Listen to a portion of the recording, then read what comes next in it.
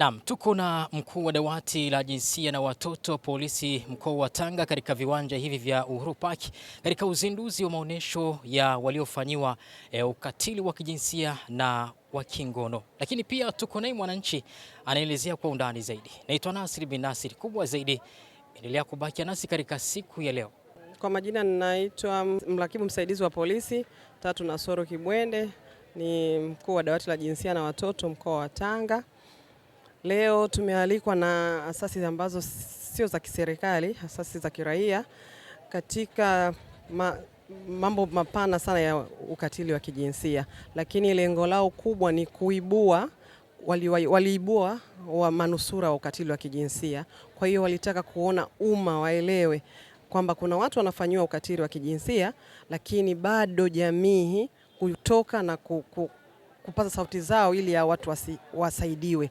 Ukatili kwa mkoa wetu, manake vitendo vipo na vinaripotiwa, ndio maana wadau mbalimbali kama hivi wanatoka na kupaza sauti zao ili jamii sasa ione hivi vitendo vya ukatili vipo na vinatakiwa tupaze sauti, tusinyamaze na tuvitolee taarifa, na tunavyotolea taarifa tuhakikishe kwa namna moja ama nyingine tunachukua hatua stahiki kwa wale ambao wametenda vitendo hivi vya ukatili wa kijinsia.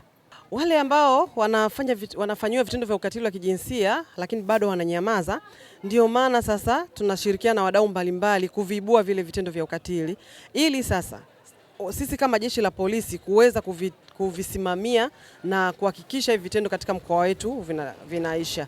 Lakini jeshi la polisi limeanzisha dawati la jinsia na watoto, lakini bado kuna hii zana ya polisi jamii. Dawati la jinsia na watoto ni pamoja na tupo pamoja na kamisheni ya polisi jamii, tuko ndani ya kamisheni ya polisi jamii tukiwa sambamba na waratibu wote yani wale polisi kata katika kata husika, ili sasa kuwa karibu na jamii, kuweza kuangalia vitendo hivi vinavyotokea kwenye jamii vinaripotiwa kwa haraka. Kwa hiyo sisi kama dawati la jinsia na watoto tumejipanga, lakini kama jeshi la polisi Tanzania kuhakikisha vitendo vya ukatili vinaripotiwa katika hatua za awali kabisa, ili sasa viweze kusimamiwa na kutekelezwa na kwa mujibu wa sheria. Mwitikio wa elimu kwa mkoa wetu wa Tanga ni mkubwa kwa sababu kama nilivyosema tumejaribu kujipambanua na wananchi wanaelewa. Unajua vitendo vya ukatili vikiripotiwa manake it means yani jamii imeelewa kwamba sasa huu ni ukatili na wapi pa kuripoti. Wito wangu mkubwa sana kwa jamii ya watu wa Tanga, tuache ile dhana ya kuoneana muhari kwamba kitendo cha ukatili kimetokea, aidha kimetokea kwa ndugu, kimetokea kwa rafiki, kimetokea kwa jirani, kwamba nikitoa taarifa jamii itanitenga. Kwa hiyo tusichukulie poa vitendo vya ukatili wa kijinsia, tutoe taarifa, tusione muhari wa aina yoyote. Jeshi la polisi lipo, lakini wadau mbalimbali wapo kuhakikisha vitendo vya ukatili kwenye jamii yetu vinatokomezwa. Ushauri wangu nikiwa kama incharge wa dawati la jinsia na watoto ni muda sahihi sasa, ni muda muafaka wa kuhakikisha Tanga yetu, ile Tanga ambayo tunasema Tanga raha, Tanga ya mahaba, Tanga ambayo wanasema waja leo kuondoka majaliwa, inakuwa salama. Vitendo vya ukatili wa kijinsia visiwepo, na vinatakiwa visiwepo kwa namna gani? Jamii itoke na kutolea taarifa na kuvisimamia, sio kutoa taarifa tu, kuhakikisha wanavisimamia, ikiwepo kutoa ushahidi mahakamani, ikiwepo kuhakikisha wako salama, jamii yetu iko salama, mke mume ya ndoa tuko salama, kwa sababu wanasema ndoa ni taasisi, inapoyumba kwa namna moja ama nyingine inatengeneza vitu ambavyo vinazalisha aidha ukatili wa kijinsia kwa namna moja ama nyingine, aidha mume au mke au watoto. Kwa hiyo kuhakikisha taasisi yetu ya ndoa iko imara, lakini tunawalinda watoto wetu. Vinapotokea vitendo vya ukatili tunatoa taarifa, tunapotakiwa kutoa ushahidi tunafika kutoa ushahidi kwa wakati pasipo kuoneana muhari.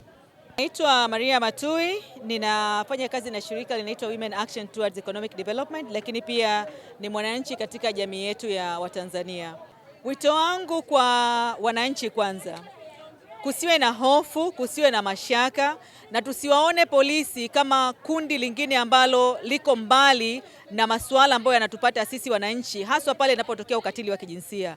Kwa hiyo tuweze kuona madawati ya jinsia sehemu ambayo kimbilio la kwanza kuweza kutoa taarifa, ili ule utaratibu wote unaohitajika uweze kunukuliwa, kufanyiwa kazi na kuripotiwa ndani ya wakati.